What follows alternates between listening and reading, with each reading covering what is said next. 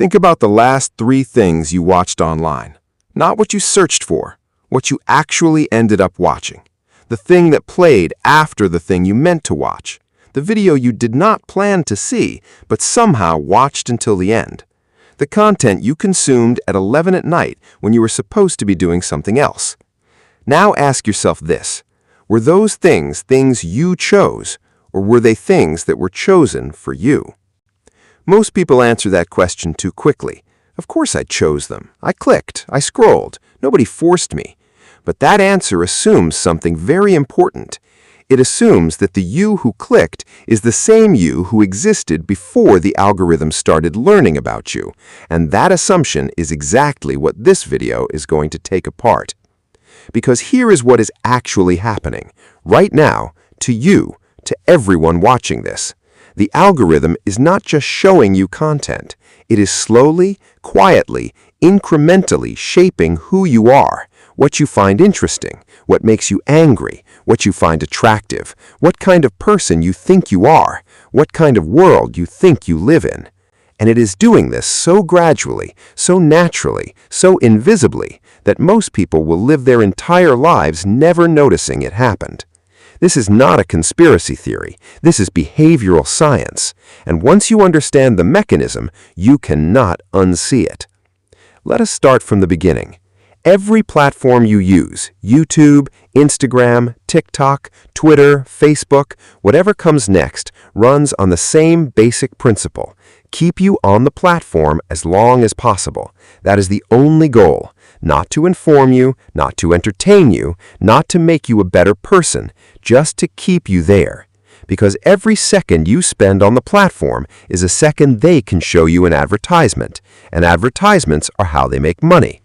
Simple enough, almost boring even. You've probably heard this before. But here's the part most people skip over. To keep you on the platform as long as possible, the algorithm needs to understand you deeply, more deeply than most people in your life understand you. It needs to know what makes you stop scrolling, what makes you click, what makes you watch to the end, what makes you come back tomorrow. And it learns fast, faster than you realize. Every interaction you have is data. What you click, what you skip, how long you pause, whether you rewatch something, whether you share it, whether you like it, whether you just stare at it for 3 seconds before moving on. The algorithm collects all of it, every single signal, and it builds a model of you, a psychological profile of exactly what keeps your attention. This model is not simple. It is extraordinarily precise, more precise than anything any human has ever built to understand another human. And it updates in real time, every session, every scroll, every late-night rabbit hole. Now here's where it gets uncomfortable. The algorithm is not just showing you what you like, it's showing you what you respond to. And those two things are very different. What you like and what you respond to are not the same. Humans respond strongly to things that make you feel something: anger, fear, outrage, jealousy, desire, validation. These emotions are powerful attention grabbers. They trigger the same brain systems that kept your ancestors alive. The amygdala, the part of your brain that processes threat and reward, does not care whether the threat is real or digital. It just responds. So the algorithm learns very quickly that certain types of content produce stronger responses from you than others. Content that makes you slightly angry keeps you watching longer. Content that makes you feel superior to someone else gets a share. Content that validates your existing beliefs gets a like and a comment and a return visit tomorrow. And so it serves you more of that, not because it wants to manipulate you. It has no wants. It is a machine.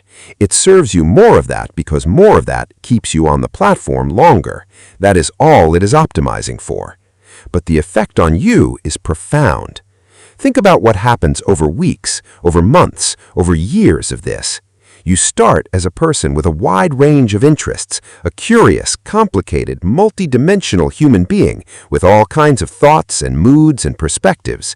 You watch a video about cooking one day, a documentary about space the next, something funny, something sad, something that challenges what you think.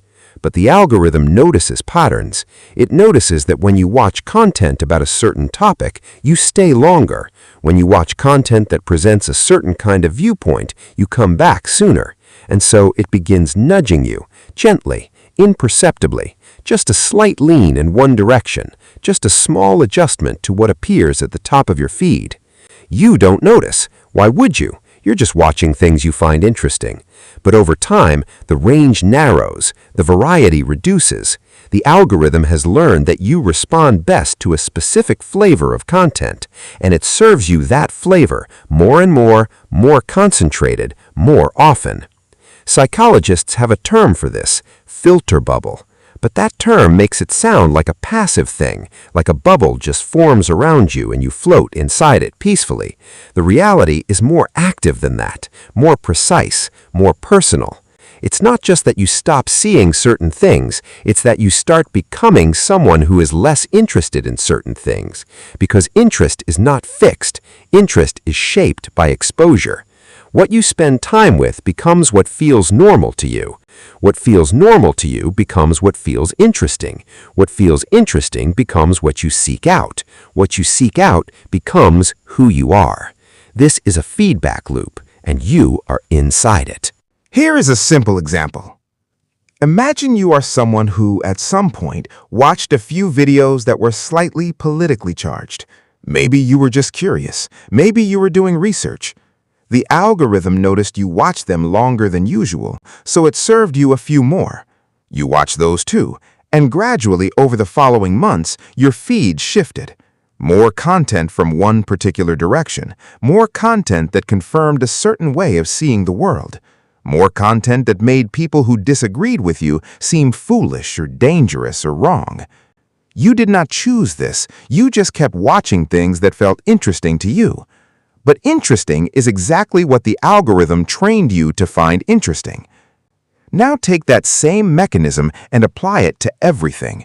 Not just politics, aesthetics. What kind of bodies you find attractive, what kind of lifestyle seems normal and desirable, what level of success seems achievable, what kind of humor you find funny, what kind of people you admire, what kind of future you imagine for yourself. All of it shaped, all of it nudged, all of it quietly, incrementally molded by a system that has been studying you for years and knows exactly which buttons to press. And here's the deepest part, the part that should make you stop for a moment. You think of your preferences as yours. You think of your opinions as things you arrived at through your own thinking and experience. You think of your identity as something you built yourself.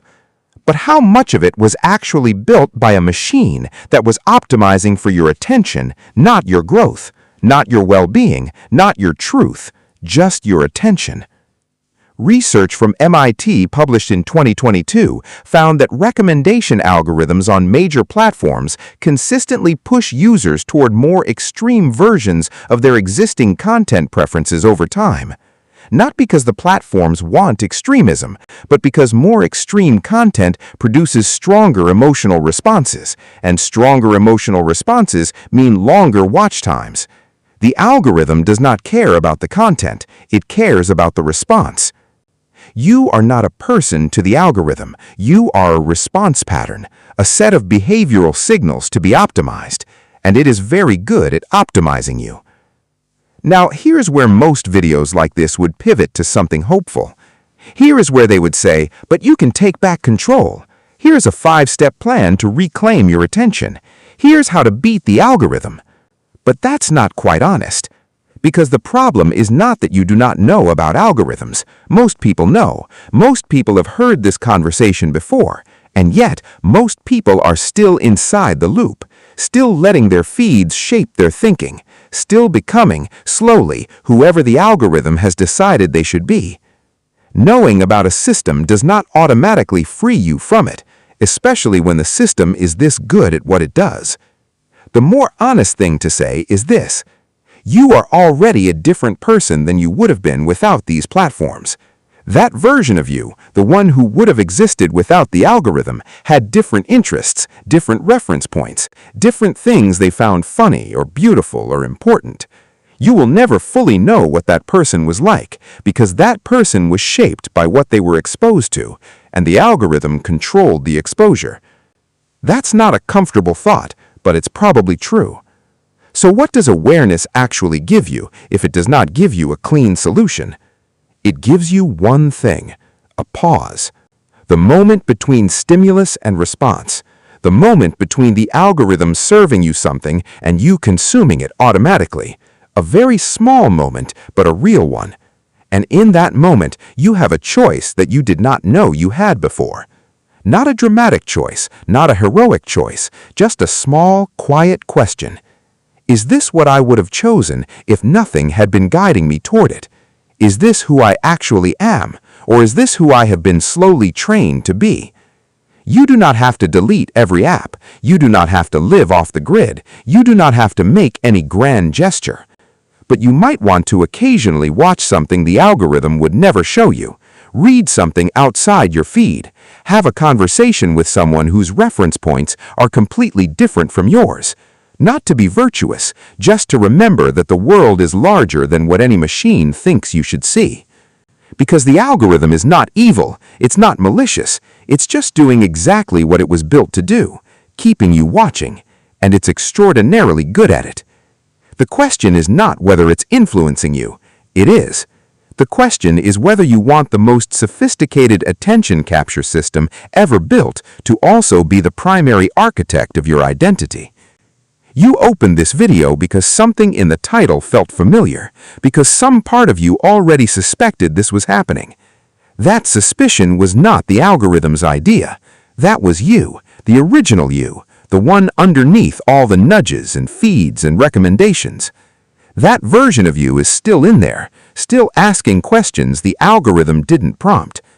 The question is how often you let it speak, and how carefully you listen when it does.